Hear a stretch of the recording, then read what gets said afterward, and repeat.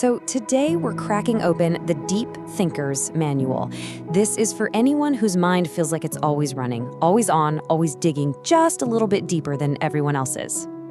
All right, let's do a quick check-in. Does this sound at all like you? It's 2 a.m., you're staring at the ceiling, and your brain decides now is the perfect time to conduct a full-blown forensic analysis of a comment someone made at work 3 weeks ago.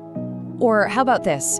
You're trying to be social, but the conversation is stuck on the weather, and for you, it's not just boring, it feels almost physically painful. You're just itching to talk about something that actually matters. And maybe the biggest one of all.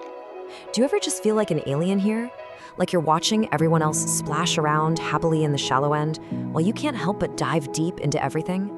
If you found yourself nodding along, even a little bit, then you are absolutely in the right place. In this explainer, we're going to decode the actual neuroscience behind why your brain works this way. And more importantly, we're going to give you a practical user's manual for that incredible mind of yours.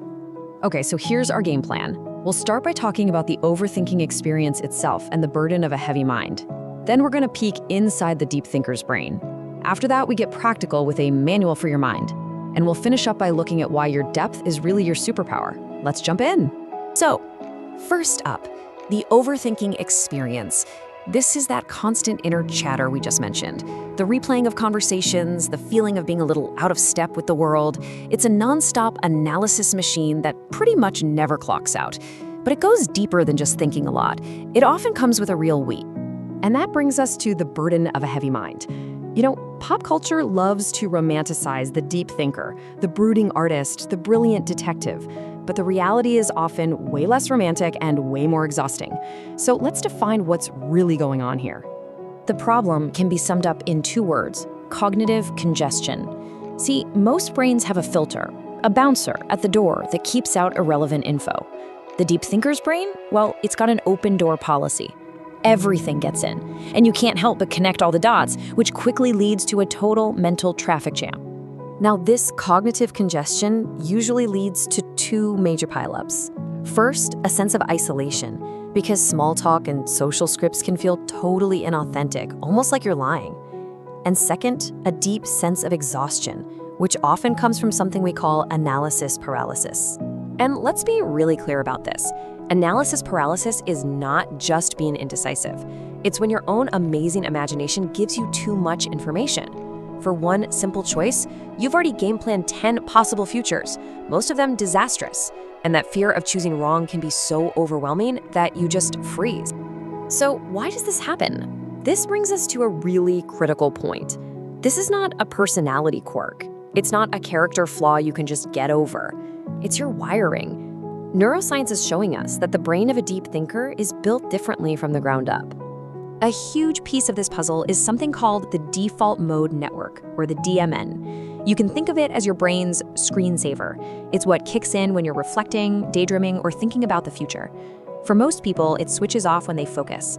But for deep thinkers, that network isn't just a screensaver, it's the operating system. It's almost always on. Think of it like a seesaw in your brain. On one side, you have the DMN, which is the source of all that deep internal thought. On the other side, you have the task positive network, or TPN, which lights up when you're focused on the outside world. You know, actually doing things. In deep thinkers, the DMN side of that seesaw just naturally has a bit more weight on it. Then there's something called high cortical arousal. It sounds technical, but it just means that your brain's internal volume is naturally turned way up. You don't need a loud party or crazy concert to feel stimulated because your own thoughts are already a rock show. And that's why all that external noise can feel so overwhelming. And finally, we have enhanced white matter integrity. Think of white matter as your brain's fiber optic internet cables. Deep thinkers seem to have a premium package, super fast, high bandwidth cabling. This lets you make these incredible lightning-fast connections between abstract ideas. The only downside? It also means you can't help but see the tangled, complex web underneath, well, everything. So what does all this brain science actually feel like in the real world? Well, picture yourself driving home from a social event, and the internal monologue starts. Why did I say that joke? Nobody laughed. Did you see how Sarah looked at me when I mentioned politics? I shouldn't have said that. That right there, that's the post-social autopsy. It's your hyperactive DMN doing what it does best, rewatching the game tape of the evening frame by frame, looking for any possible mistake or threat, even if they're not really there. Or you've got the classic menu paralysis. You're just trying to order lunch, but your brain is running a full cost-benefit analysis on every single item. You're thinking about health, ethics, how it will affect your energy later. It's not about being picky, it's that enhanced connectivity forcing you to see every single variable all at once. Okay, so we know the what and the why, but the goal here is not to cure yourself of being a deep thinker. That's where all your creativity and empathy come from. The goal is to manage the intensity. So let's get into the manual. 4 practical strategies. Strategy number 1, manually tip that brain seesaw. When you're stuck in your head, you have to get into your body. Engage your senses. Go for a walk and focus on the feeling of your feet on the ground. Do the dishes and notice the warm water on your hands. Sensation is the absolute antidote to rumination. You have to act your way out of overthinking. You can't think your way out. Strategy 2 sounds a little weird, but it's a game changer. It's called scheduled worry time. You pick a specific short window every day, say 15 minutes at 5 p.m., and that is your official sanctioned time to overthink to your heart's content. If a worry pops up at 10 a.m., you just tell your brain, got it, we'll deal with that at 5. It's not about ignoring your thoughts, it's about containing them. Strategy 3 is cognitive offloading, and my favorite tool for this is journaling. Your brain's working memory is like the RAM on your computer. When you have a million tabs open, the whole system gets slow and glitchy. Writing your thoughts down literally gets them out of your head and onto the page. It frees up all that mental RAM so you can actually focus. And our last strategy is a direct attack on analysis paralysis. It's called the good enough decision. For low-stakes choices, like what to eat or what movie to watch, stop searching for the single, perfect, optimal choice. Instead, just find an option that's good enough and move on. Give yourself a 30-second timer, make the call, done. Save all that powerful brain power for the decisions that actually matter. So, after talking about all these burdens and strategies, we finally get to the most important part of all of this, reframing the entire trait. Because when you learn how to manage it, you realize this mind of yours isn't a problem to be fixed, it's a genuine superpower.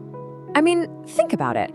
Every major leap forward our species has ever taken, every scientific discovery, every masterpiece of art, every philosophical shift that changed the world, it all started with a mind like yours, a mind that refused to accept the easy surface-level answer and had the courage to keep asking why.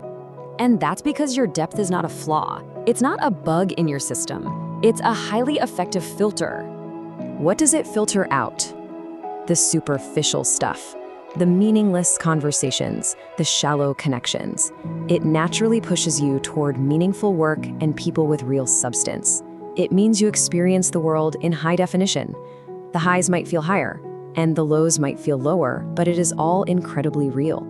So protect your peace, use these strategies to manage your energy, and never ever apologize for the way you're wired.